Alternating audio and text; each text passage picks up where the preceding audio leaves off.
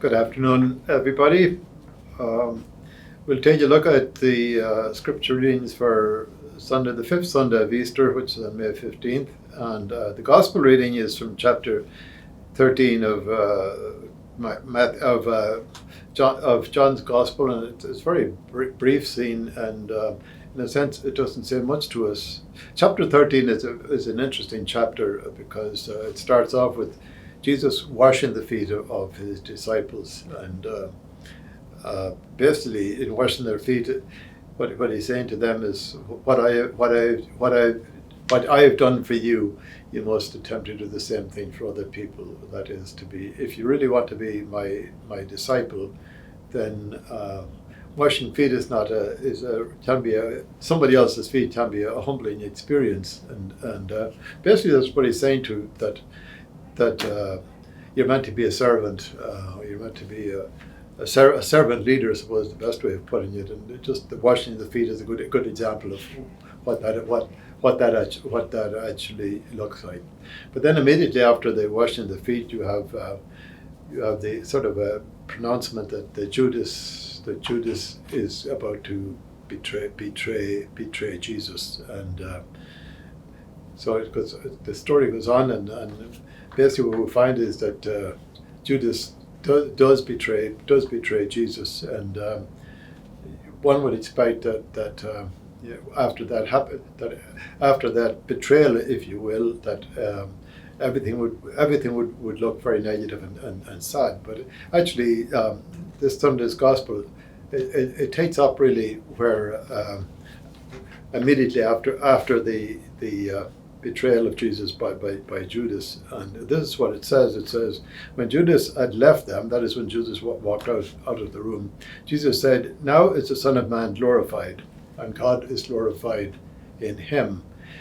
To me, that seemed like a very strange comment after Jesus is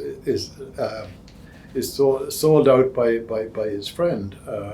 That Jesus would say, now is the Son of Man glorified. It should be the opposite, that Jesus should have been feeling very, very broken and very sad on account of the betrayal of Judas. But in essence, I think it's a reminder to us of what I would call the paradoxical nature of the gospel, that things that sometimes seem as if they're the worst possible thing in the world, that somehow in their own way they're beneficial to the story, or beneficial to the individual. And in essence, I suppose you could say that through the betrayal of Jesus himself moved one step closer to his own crucifixion, which ultimately, I suppose, his crucifixion, which looks like a terrible thing, but without his crucifixion, we wouldn't have his resurrection. Anyhow, as soon as Jesus had said that, then he goes on to say to his disciples that their job really, besides serving other people, their job is to love one another. As I've loved you, so you must have the same love for one another. This is how you are to be known by my disciples, if you love one another. And so that basically is the gospel reading for Sunday, and that takes us right back to the other end of the spectrum, which is the second reading, which is from the book of Revelation. It's actually chapter 21 of the book of Revelation. The book of Revelation is a very difficult book, to understand. And but this little section here for Sunday is chapter 21, so it's almost at the end of the book of Revelation, and it's John's vision of the life to come. And it's a beautiful reading. It's a reading that's read very often at funeral services, and you can see why when you go through it yourself. And because it starts like this, where John says, "Then I, John, saw a new heaven and a new earth. The former heaven and the former earth had passed away, and the sea was no more." And then he goes on to give somewhat of a description of that new world, and he says, "When he will wipe away every tear from our eyes, there will be no more mourning or death, wailing or pain, for the old order has passed away."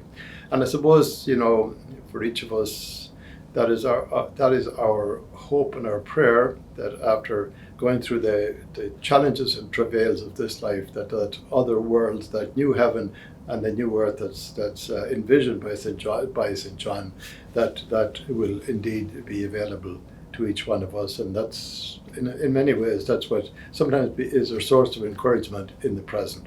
And then that takes us to the first reading for Sunday, which is from chapter 14 of the Acts of the Apostles. And chapter 14 is the conclusion of what we call the first missionary journey of St. Paul and St. Barnabas. That is after in the Acts of the Apostles, that initially it was a message of salvation to the Jewish people. As the story moves ahead, we discover, without getting into the details, that not alone was the message of Jesus a message for Jews, it was also a message for Gentiles, for the pagans. Okay, and that came about through a very sort of unusual process. Anyway, when you come to chapter 12, you find that Paul and Barnabas set out on what we call the first missionary journey. That is there are Jewish colonies, or Jews, what we call Jews in the diaspora, Jews that had left Israel, and they were living in pockets or in towns or on the Mediterranean basin. So Paul and Barnabas set out to visit each of those Jewish enclaves, if you will, and to present the message of salvation to them. And they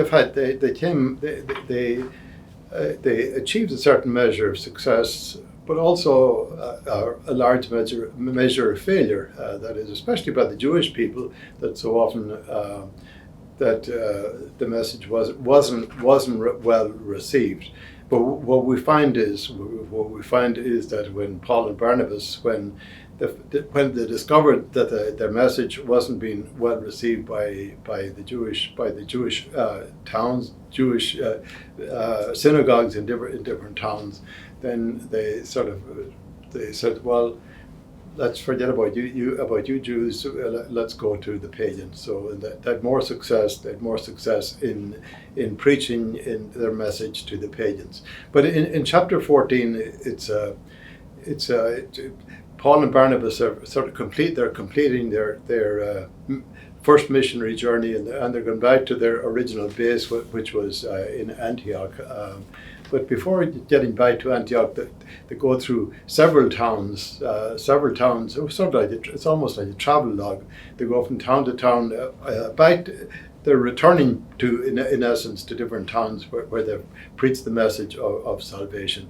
And you find that in each of them, they met with the new Christians, and they used it as an opportunity of a sense of renewing or strengthening the faith of those that they had that converted, and in a sense offering them encouragement that in challenging times they cannot just opt out, as it were, that they have to remain faithful to the message of salvation which they have received. And eventually we're told it says from there they sailed to Antioch, where they had been commended to the grace of God for the work they had now accomplished. So they accomplished a lot during that missionary journey, and then I suppose after a certain period of time they felt that it was appropriate to go home and take a break before they set out on the second missionary journey, which began some time later. So that's about it for the weekend. Thank you, and have a good one.